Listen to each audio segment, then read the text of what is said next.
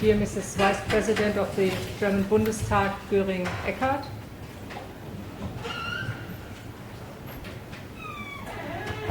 dear Mr. Yermak, Excellency, dear Ambassador Makiev, Excellencies, dear Mr. Pinchuk, dear Mr. Geldhof, dear Mr. Kreß, dear Mr. Ischinger, distinguished guests, dear colleagues, ladies and gentlemen.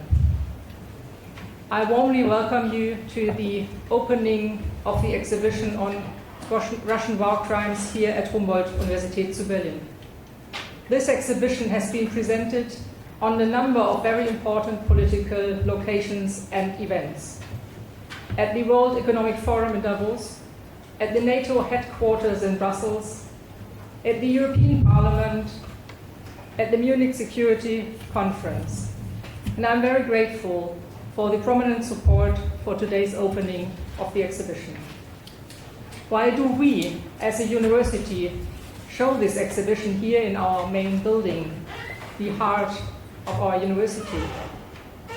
First of all, it is a sign of our ongoing support for and our solidarity with our Ukrainian partners, with the students and researchers who have come to us from Ukraine.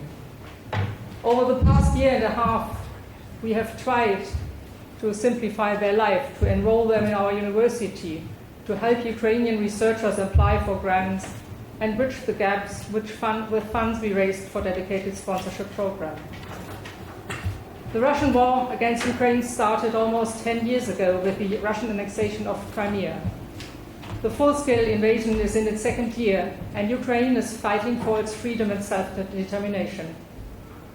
The German public already shows a gradually diminishing support for arms deliveries and a growing tendency to see the Russian war against Ukraine as secondary to domestic problems. Although it is not our task as university to rally for a certain policy, it is our task to raise awareness for the challenges we face.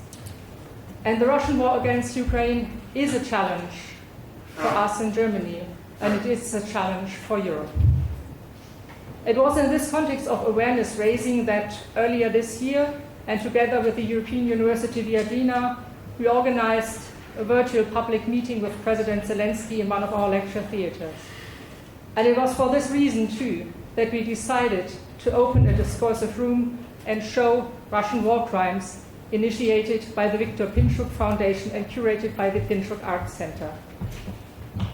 The exhibition raises awareness for what this war means to the people in Ukraine. The pictures are frightening, shocking. They create sadness and horror. But the pictures on display here are not the most horrifying ones.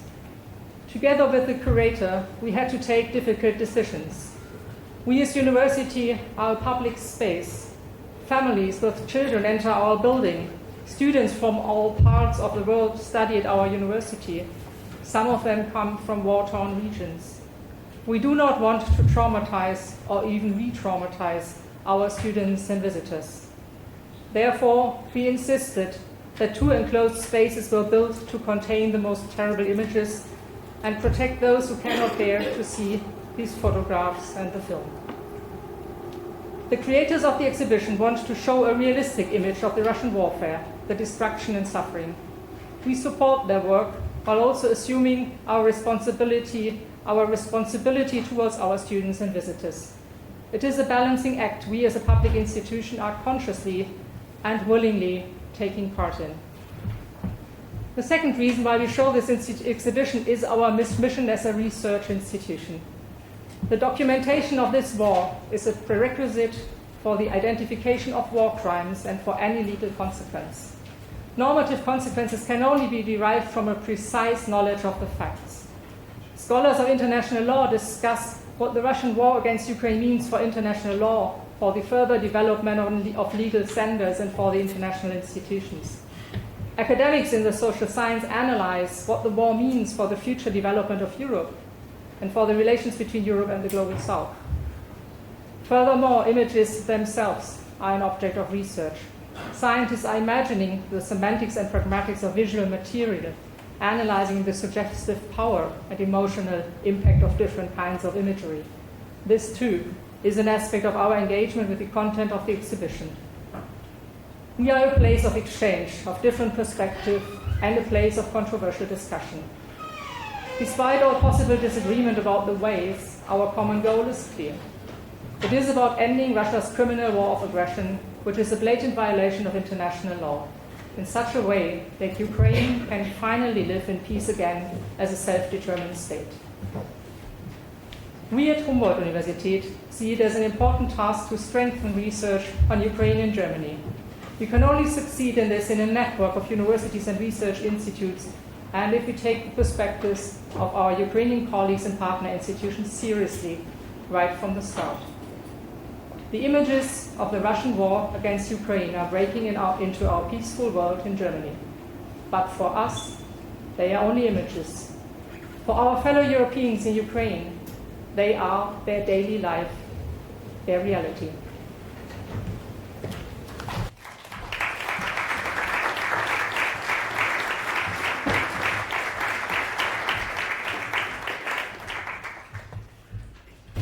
Sehr geehrte Frau Professor Blumenthal, Herr Botschafter, lieber Alexei, lieber Herr Yermak, Herr Pinchuk, Herr Geldhof, sehr geehrte Damen und Herren, thank you very much for having me here, and thank you for your support for the exhibition and for your support for Ukraine, and that means for me, for your support as university for our Europe. Wir erleben jeden Tag russische Kriegsverbrechen in der Ukraine. Mehr als 1,5 Jahre dauert die jüngste Aggression Russlands gegen die Menschen in der Ukraine. Doch Russlands Krieg hat nicht erst am 24. Februar 2022 begonnen. Wir wissen es. Dieser Krieg hat begonnen längst mit der gewaltsamen Inanspruchnahme der Krim, mit dem Donbass. Seit 9 Jahren ist Krieg in der Ukraine. Und wir müssen gestehen, wir müssen klar sagen, wir alle haben nicht ausreichend hingeschaut. Wladimir Putin raubt Kindern ihre Kindheit, lässt Familien auseinanderreißen und Leben zerstören. In den besetzten Gebieten in der Ukraine hat er eine Herrschaft des Terrors durchgesetzt, die auf Ausrottung der ukrainischen Identität zielt. Im Februar diesen Jahres war ich in Butscha, in Borodjanka, in Basilkiv, in Kiew, in Odessa. Gestern im Deutschen Bundestag hat Katja Petrovskaja über Irpin erzählt.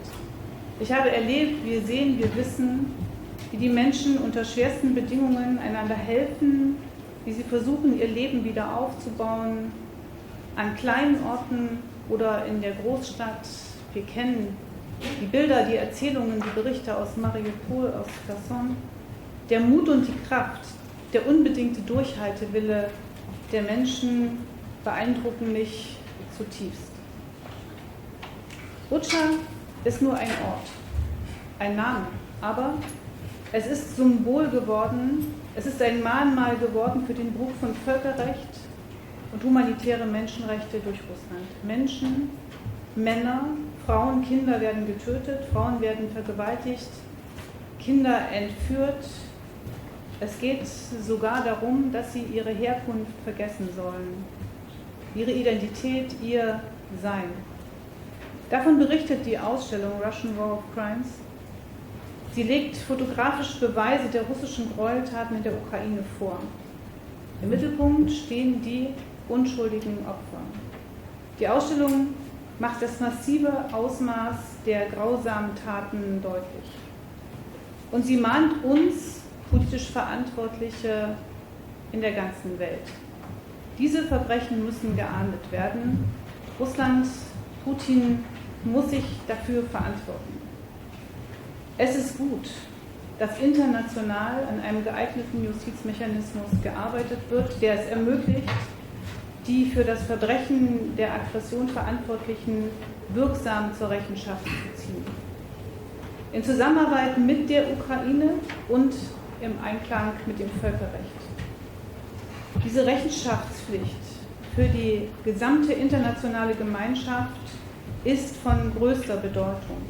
Deutschland hat seine Unterstützung für die Ermittlungen des Anklägers des Internationalen Strafgerichtshofs mehrfach erklärt. Das ist wichtig, das ist notwendig und es ist uns ein Anliegen und eine Selbstverständlichkeit.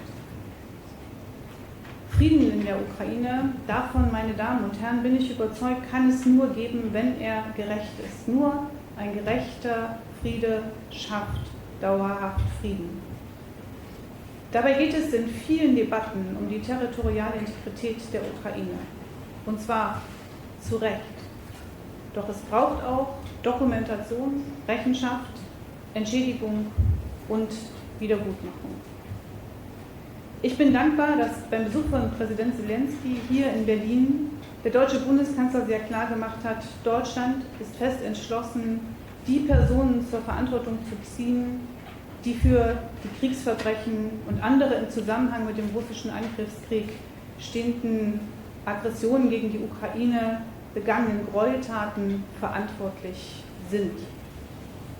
Das sind wir den Menschen in der Ukraine schuldig. Denn vielen Unschuldigen in diesem sinnlosen völkerrechtswidrigen Krieg sind wir es schuldig. Das sind wir uns selbst und unseren Werten schuldig, der Verpflichtung für das Völkerrecht. Kein Land wünscht sich Frieden sehnlicher als die Ukraine. Niemand wünscht sich Frieden sehnlicher als Ukrainerinnen und Ukrainer. Die Bundesregierung und der Deutsche Bundestag unterstützen deshalb die Initiative der Ukraine für einen gerechten und dauerhaften Frieden im Einklang mit der Charta der Vereinten Nationen auf Grundlage der Souveränität und territorialen Unversehrtheit der Ukraine. Wir können es nicht oft genug sagen, auch in Zeiten der angeblichen Kriegsmüdigkeit. Wir in Deutschland, wir hier in Europa, wir überall auf der Welt, die wir nicht in der Ukraine leben und in Frieden sind, wir haben vielleicht eine Kriegsberichterstattungsmüdigkeit. Kriegsmüdigkeit haben die Menschen in der Ukraine und gleichzeitig einen unfassbaren, bewundernswürdigen Durchhaltewillen, der mit für unsere Werte, für unser Europa, für unseren Frieden kämpft. Und davon können wir und wollen wir nicht absehen. Meine Damen und Herren, es ist notwendig, dass Russland Entschädigung leistet für die Verluste, für die Verletzungen, für die Schäden, die durch die russische Aggression verursacht wurden. Dafür ist das internationale Schadensregister, das der Europarat im Mai auf den Weg gebracht hat, ein erster wichtiger Schritt. Notwendig ist auch der Blick nach vorn, der Wiederaufbau in der Ukraine. Er kann nicht warten. Die deutsche Wirtschaft, das ist gut, steht bereit, um die Wiederaufbaubemühungen zu unterstützen. Und wenn ich es so sagen darf, ich bin überzeugt, dass jedes Haus, was wieder aufgebaut worden ist, und jede Straße, die wieder repariert worden ist, ein klares Zeichen an Putin ist. Ein klares Zeichen, dass wir gemeinsam durchhalten werden. Darüber hinaus unterstützt Deutschland aktiv die Modernisierung und den Wiederaufbau der ukrainischen Energiewirtschaft. Für mich ist klar, die Zukunft der Ukraine und ihrer Bevölkerung liegt in Europa. Die Ukraine gehört zur europäischen Familie. Diesen Satz haben wir oft gesagt, aber es geht nicht um eine entfernte Verwandte, sondern es geht um Geschwister, die dort leben. Die Menschen in der Ukraine bekennen sich seit Jahren zu Europa, zu Freiheit und Demokratie. Es sind dieselben Werte, für die ich als Ostdeutsche 1989 auf die Straße gegangen bin. Und ich werde nie vergessen, dass ich 2004 bei der Orangenrevolution auf dem Maidan stand und gesehen habe und erlebt habe und mir das Herz aufging, um die Demokratie, Bemühungen, um die Revolution für die Demokratie in der Ukraine. Ja, es sind unsere gemeinsamen europäischen Werte, die die Ukraine gegen Putins Feldzug verteidigt. Auch deshalb braucht die Ukraine unsere ungebrochene Unterstützung. Meine Damen und Herren, gerechter Friede bedeutet, dass die Menschen in der Ukraine wieder in Freiheit leben können und nicht unter Besatzung, ihre Heimat und ihre Identität beraubt. Das sicherzustellen ist auch unsere Verpflichtung. Und dazu leistet diese Ausstellung einen sehr wichtigen Beitrag. Sie mahnt, sie erinnert, sie zeigt auf, was ist, ohne zu beschönigen. Sie erschreckt mit Sicherheit, aber wir wissen, was zu tun ist. Und wir wissen, dass wir damit nicht aufhören können, bis dieser Friede in der Ukraine, bis wir Frieden in Europa haben. Herzlichen Dank.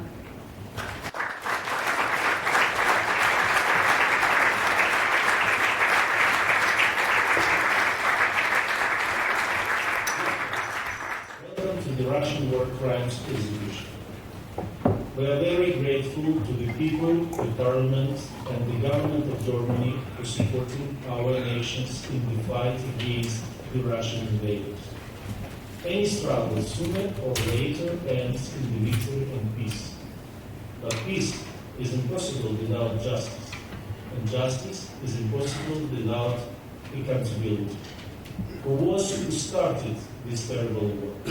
That is why accountability is one of the key points of the President Zelensky peaceful formula.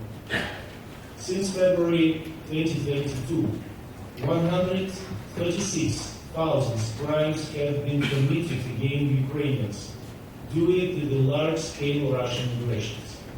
According to our data, about 11,000 civilians have been killed during this time, 497 of whom were children. And these are not the final figures.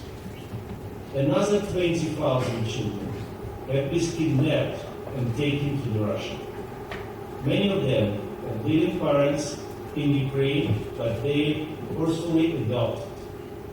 Mind you, these figures are not comprehensive, and the list of crimes is far from exhaustive.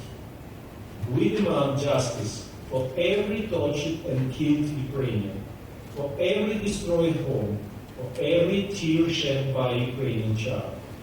Our law enforcement agency and the International Criminal Court are working on this. But to restore justice, we need your assistance. Unfortunately, the ICC lacks jurisdictions to investigate the fundamental crime of aggressions. For it to have such jurisdictions, Russia would need to ratify their own statute and the Kampala Agreement, which it, of course, will not do. Another option is for United Nations Security Council to classify Russia's actions as an act of aggression and refer these situations to the ICC. However, the Russia veto power is also rendered this option impossible. So, to hold the top political leadership of Russia accountable, it is necessary to establish a special international tribunal. We are grateful to all those who have supported this Ukrainian initiative. And I'm glad to mention that Bundestag of the Federal Republic among them. Today, more than ever, international consolidation of support is needed to pass a resolution in the United Nations General Assembly to establish the tribunal. We urge all civilized nations to join this initiative, and we hope to see Germany actively participate. Next, an equally important issue is the compensation for the damage inflicted on Ukraine by the Russian forces.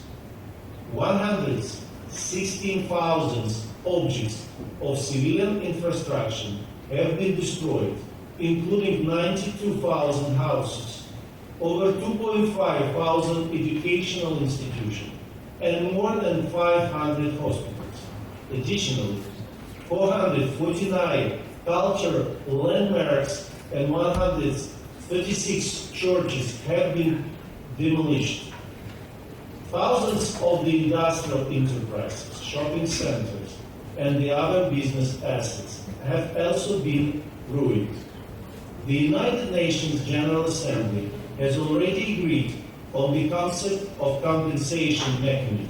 It entails the establishment of the International Registry of the Damages, an international compensation commission, and the compensation fund to be primarily funded by Russian assets, including gold and foreign exchange reserves.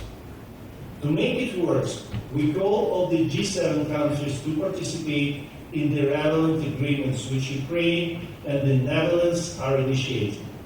It is also extremely important for our partners primarily the G7 countries, to enact change to their national legislation that would allow for the confiscation of the Russian assets to contribute the compensation fund. We call on all responsible countries of the world to stand up for justice, and they greatly rely on the leadership of Germany.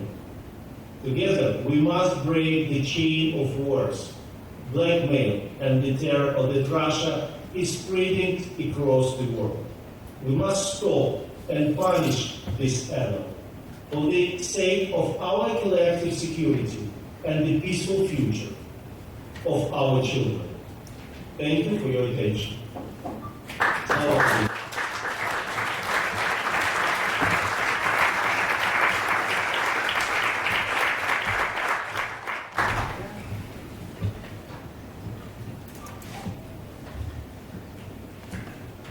Dear President of Humboldt University, dear Vice President of the German Bundestag, dear Ambassador Mikheyev, Ambassador Ischinger, Excellencies, friends.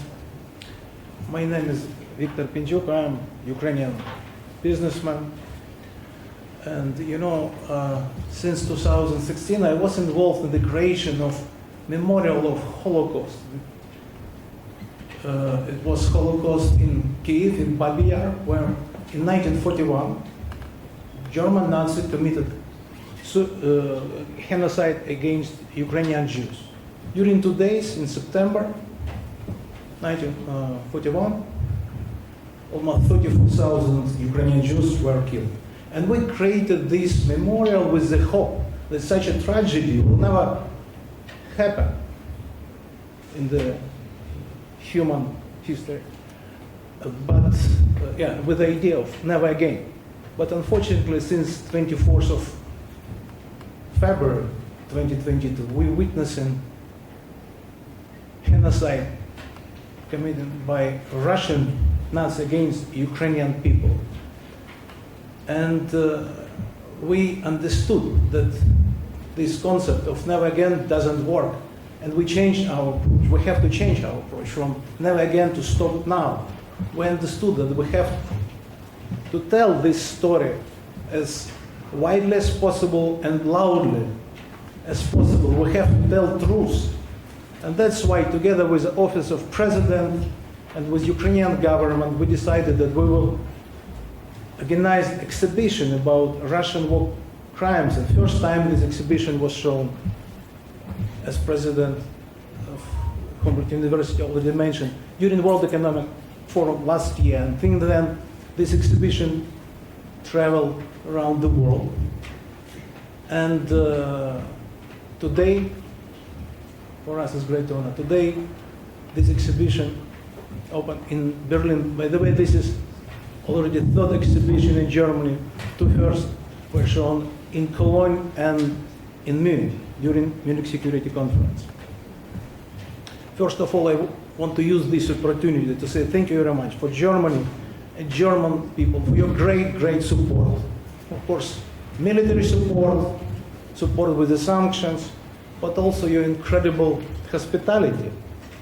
You allowed to hundreds of thousands of Ukrainians to evacuate, and I have to tell you, thank you very much personally, because also my parents, they were evacuated from Kiev, and now they're also in Germany. Also, I have to say that I personally feel much safer in Ukraine, and members of my family, but many Ukrainians feel much safer in Ukraine now, thanks to your super efficient anti-missile system, IRST. Of course, we need much more, but thank you very much for that. And of course, I spoke with Ukrainian soldiers. They are really happy that they have your Leopards. And of course, they dream about much more Leopards. And of course, all Ukrainians know this word, Taurus, and we are waiting for long-range missile Taurus. That's why we created this exhibition, because it's our hope that it will help to decision makers, it will help them to take very strong decisions and to send more weapons and much quicker. And now I just want to tell you that, of course, we showed this exhibition already many times. One specific of this exhibition, that Evil is very productive. Each time, each edition of this exhibition, we have to show new and new images, because Evil working non-stop. Even today, you will see images of crime which was committed recently in Chernihiv, just 2 weeks ago, where Russian ballistic missile just destroyed theater in Chernihiv. 7 people were killed and more than 150 were wounded. Unfortunately, each edition in new images, new cases. I want to say one more time, thank you very much for Humboldt University, for German Bundestag, for your federal office, foreign office, for Ukrainian embassy, for your great support for this exhibition. Together, I'm sure that we will bring additional portion of feeling of urgency of now, in this unique moment, when future of all humanity will be decided. And let's hope and pray that it will save more lives. I believe this exhibition will contribute to our victory. Thank you.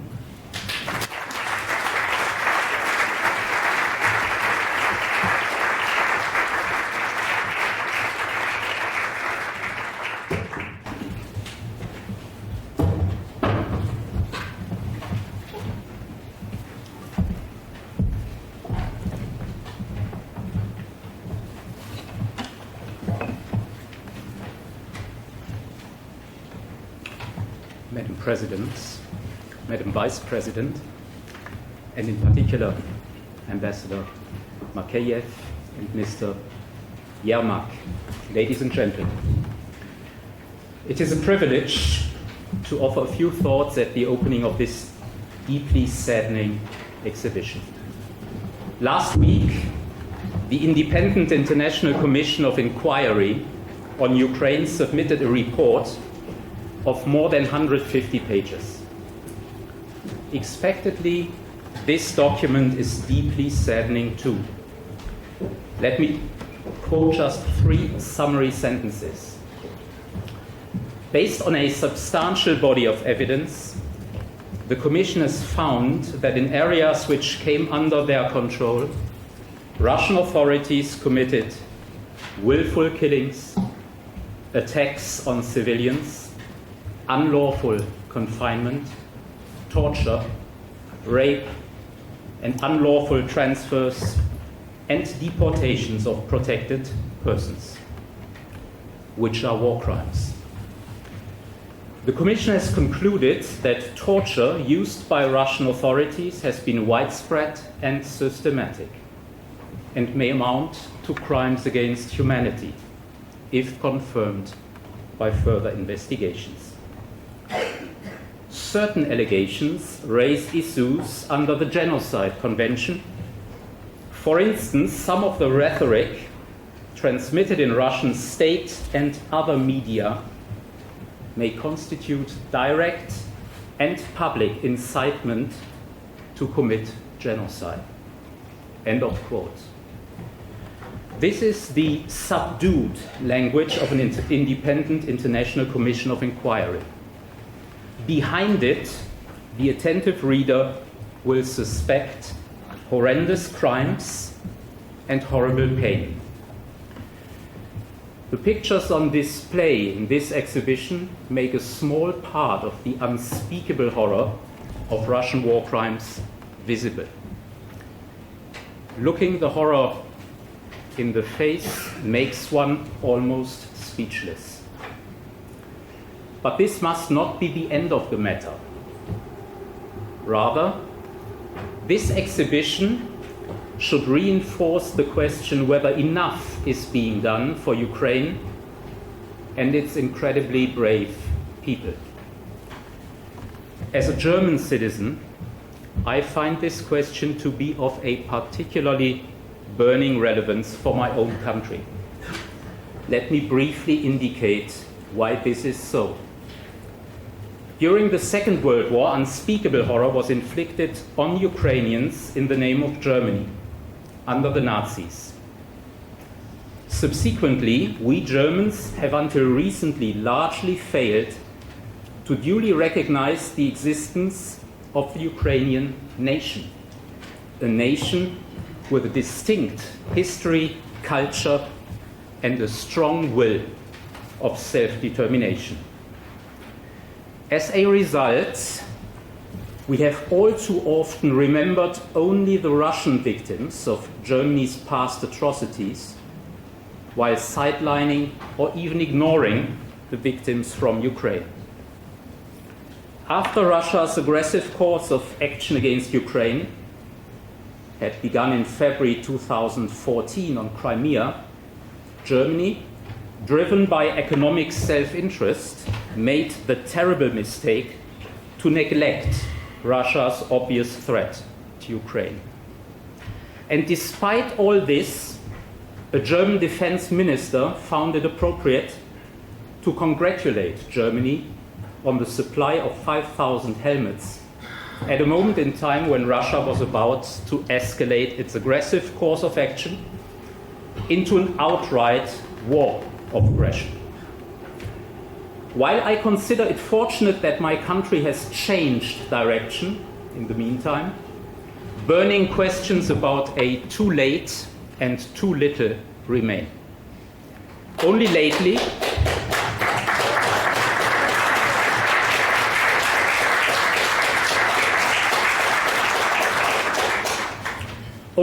in Toledo, Ukraine's Foreign Minister Kuleba has stated that there is no, I quote, objective argument why Germany holds back with the delivery of cruise missiles called Taurus, which Ukraine desperately needs for its counter-offensive.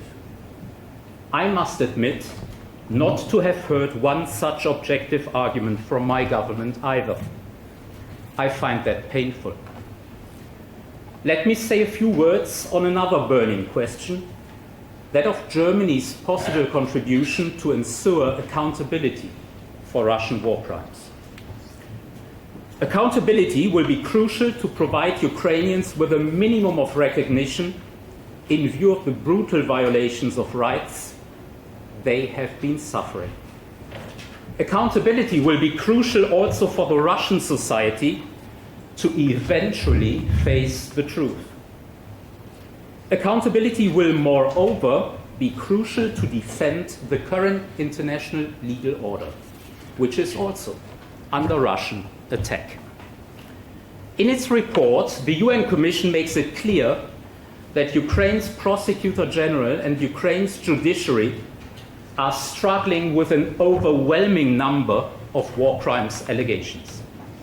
Certainly, the International Criminal Court will come to help, as has become evident by the court's historic arrest warrant against President Putin and his so-called Commissioner for the Protection of Children's Rights. But the ICC will be only able to deal with a limited number of proceedings against some of the allegedly most responsible suspects. Therefore, the UN Commission report rightly points out that third states can also make an important contribution. As is well known, Germany's federal prosecutor has opened a so-called structural investigation into the situation of Ukraine. Now, after about 1.5 years into this investigation, Germany's federal prosecutor might wish to consider, in close coordination with Ukraine's Prosecutor General, to initiate proceedings against individual suspects. Ideally, this would become part of a multilateral burden-sharing effort in the prosecution of Russian war crimes in Ukraine based on the principle of universal jurisdiction. Important as the prosecution of war crimes is, we must not forget the crime of aggressive war. This is the crime which is at the origin of the entire catastrophe that Ukraine has been experiencing until today. Let me read out just a few lines of the UN Commission report. I quote, "The lives of millions of Ukrainians have been upended by the loss, the disappearance, the displacement of their relatives, the destruction of cities and villages, and the lack of access to basic necessities. In addition to the human losses, the armed conflict in Ukraine has caused a population displacement not seen in Europe since the Second World War. Nearly 18 million people in Ukraine are in need of humanitarian assistance. The armed conflict has undermined access to the most basic human rights, such as the right to health, education, housing, food, and water." End of quote. Hence, the initiation of Russia's war of aggression and the continued execution of this war are nothing less than a monstrous injustice. This injustice cannot be sufficiently accounted for by mere prosecution of war crimes. This is why Ukraine, as well as a steady growing number of other states, call for the establishment of a special tribunal for the crime of aggression, which would complement the work of the ICC, which cannot currently exercise its jurisdiction over this crime. Since 1997, Germany has been working hard toward making the international prosecution of the crime of aggression possible. It is certainly to be welcomed that Germany supports the establishment of a special tribunal for the crime of aggression. But in view of Germany's record in the past 25 years, it remains surprising that as of now, being at a historic juncture, the German government has not joined Ukraine and a great many of European states in their call for a truly international tribunal for the crime of aggression. This is all the more surprising as the establishment of such a truly international tribunal would not only be in the best Ukrainian interest, it would be in the best interest of the international community as a whole. In the interest, to be precise, of defending the prohibition of aggression, which the International Court of Justice has rightly called a cornerstone of the existing international legal order from erosion. In any event, I appeal to the German government to do its utmost to ensure that any special tribunal that will eventually be set up will feature the strongest possible international elements. This must include the international consensus definition of the crime of aggression as contained in Article 8 bis of the ICC statute. In view of the fact that Madam Vice President Göring-Eckardt is with us tonight, let me conclude this address with an appeal to the Bundestag. Over the past 25 years or so, it has become a fine tradition of Germany's parliament to contribute to Germany's policy in the field of international criminal justice through powerful resolutions. It is surprising that such a resolution has still not been adopted with respect to the necessary international criminal justice response to the suspicion that President Putin and other Russian leaders have committed crimes of aggression. But it is not too late for adopting such a resolution now.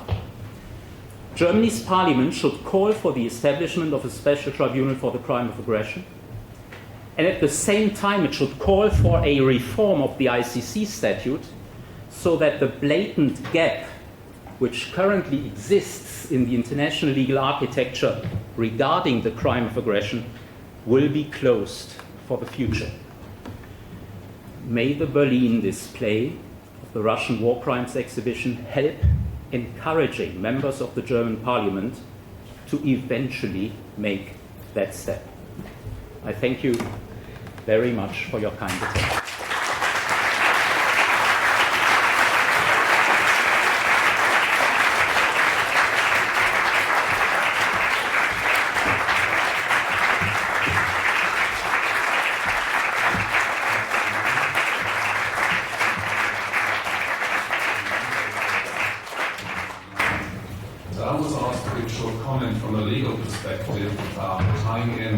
to some extent with what my previous speaker has already said. But let me start by saying that the law provides a language and a tool to deal with atrocities such as those pictured on the pieces of the exhibition. This language is international criminal law. Its key elements, which are firmly settled today, are the following. Perpetrators of the most serious crimes that affect the international community as a whole, such as war crimes, crimes against humanity, genocide, and the crime of aggression, are directly responsible under international law. They can be prosecuted in international courts and in the courts of any state. They cannot be justified by an order of the superior or by state legislation. And immunity that otherwise protects state officials from prosecution in foreign courts is not applicable. All this makes crimes under international law unique and distinct from ordinary criminal offenses. This is the legacy of Nuremberg and a direct result of German atrocities in World War II. With this in mind, let me now turn to Ukraine. From what we know, there can be no doubt that the Russian atrocities committed since the full-scale invasion of Ukraine amount to such crimes under international law. This includes the crime of aggression, based on the unjustifiable use of force against the territory of Ukraine. This includes war crimes, such as attacks on non-military targets like hospitals, theaters, and schools, and intentional killings and mistreatment of civilians, prisoners of war, and wounded fighters. This includes crimes against humanity, such as killings, torture, deportation, and enforced disappearance, committed as part of a systematic or large-scale attack against the civilian population. Whether, and this is something Kreß already mentioned, we have enough evidence to assume that also the crime of genocide has been committed is less clear so far. This would require proof of a specific intent to destroy a national group on the part of the individual perpetrator. So who is to prosecute and punish these war crimes, crimes against humanity, and the crime of aggression?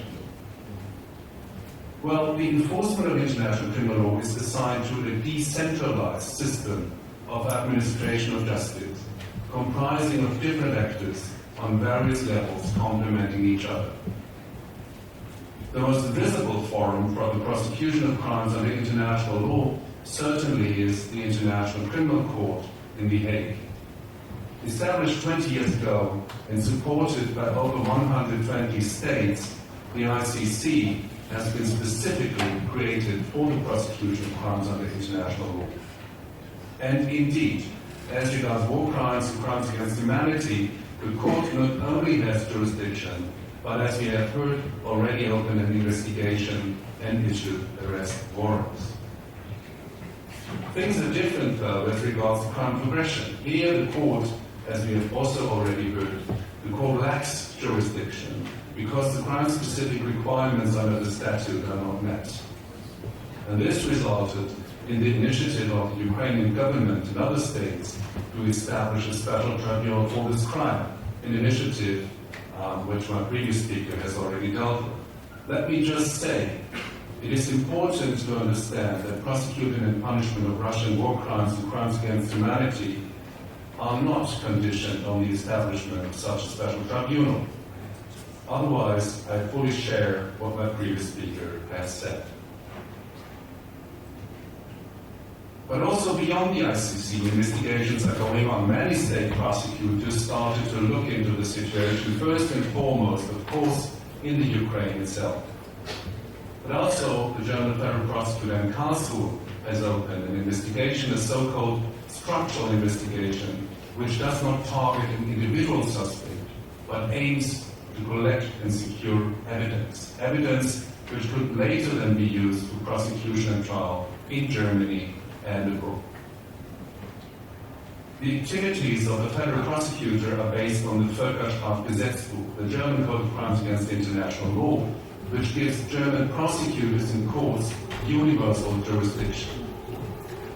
Yet, The exercise of jurisdiction in Germany is limited in two regards. German courts lack jurisdiction as regards the crime of aggression. According to the Völkerstrafgesetzbuch, the crime can only be prosecuted if the alleged perpetrator is a German national or if the attack is directed against Germany. Neither is the case here. Furthermore, according to a firmly settled rule of international law, heads of state and a few other highest-ranking representatives of state cannot be prosecuted in domestic courts as long as they are in office. This restriction applies also to the prosecution for war crimes and crimes against humanity, and therefore the prosecution of President Putin and a few others must be left to the ICC. Let me conclude with highlighting 4 observations.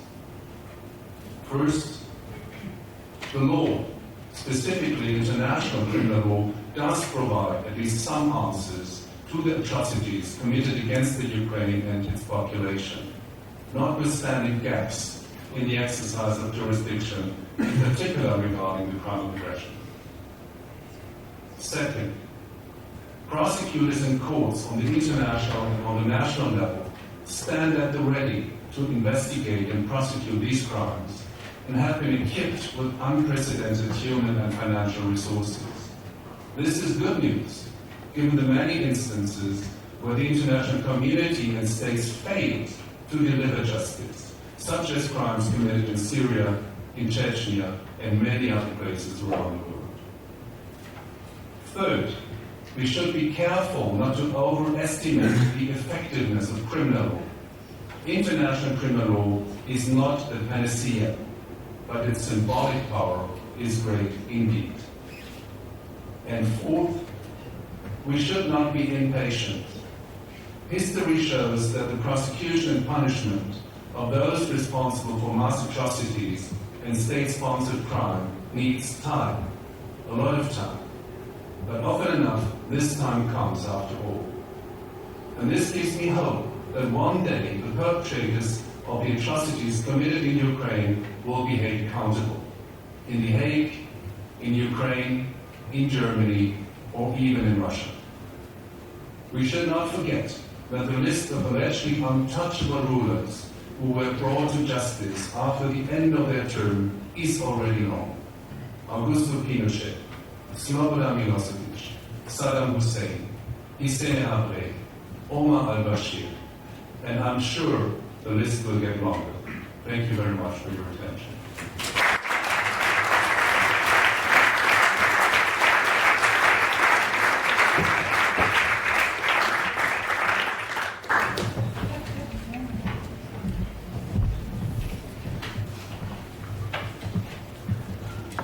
My name is Wolfgang Ischinger. I speak here as a member of the board of the Yalta European Strategy Conference, which our guest of honor, Viktor Pinchuk, founded a number of years ago, a conference which is repeated annually and which will once again take place later this week, of course now no longer in Yalta, unfortunately, but in Kiev.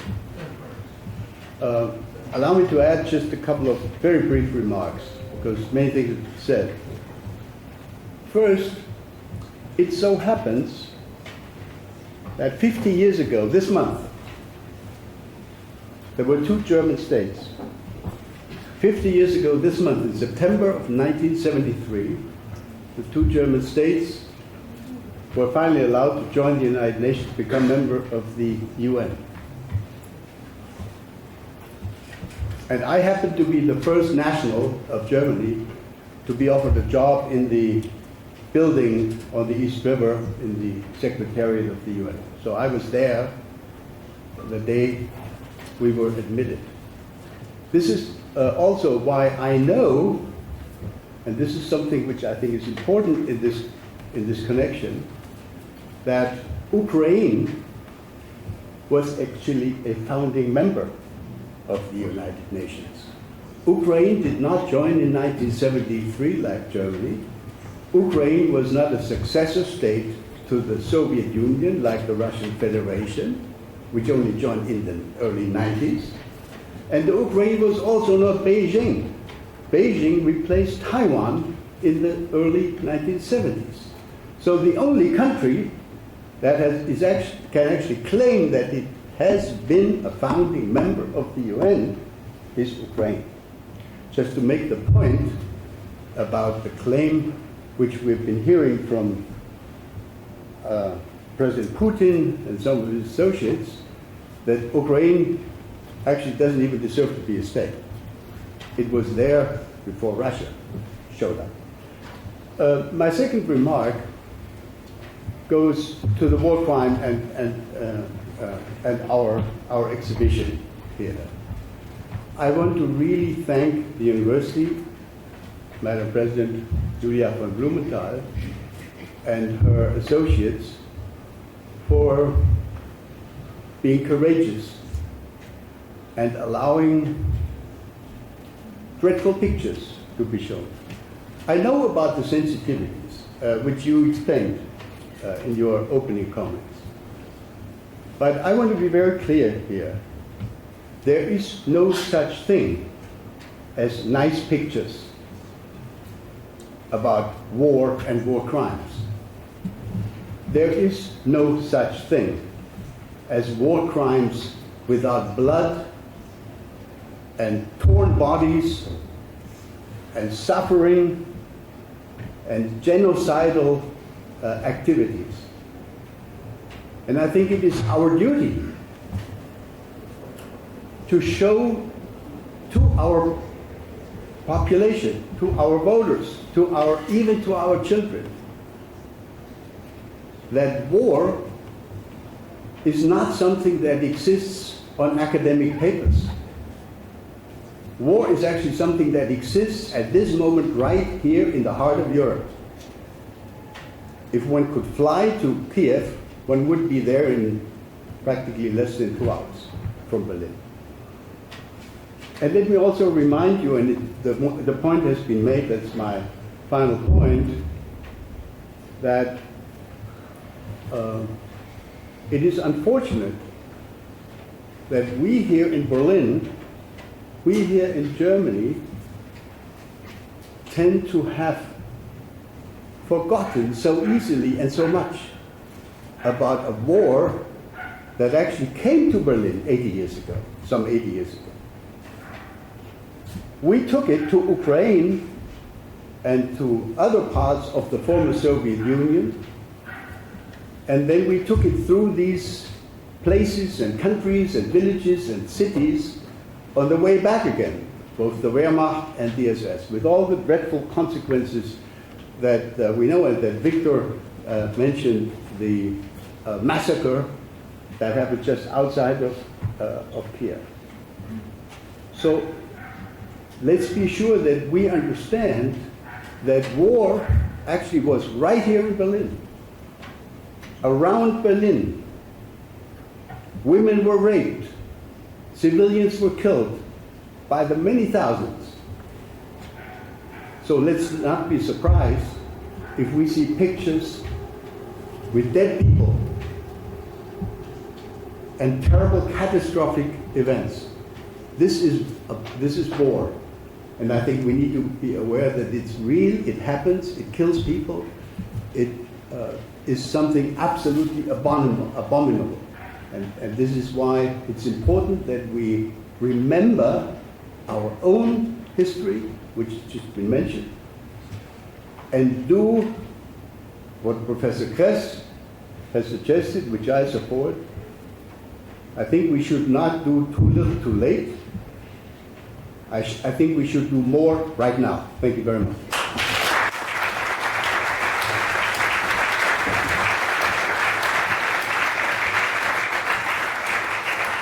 Thank you very much, ladies and gentlemen. I now invite you to go and see the exhibition downstairs. Thank you.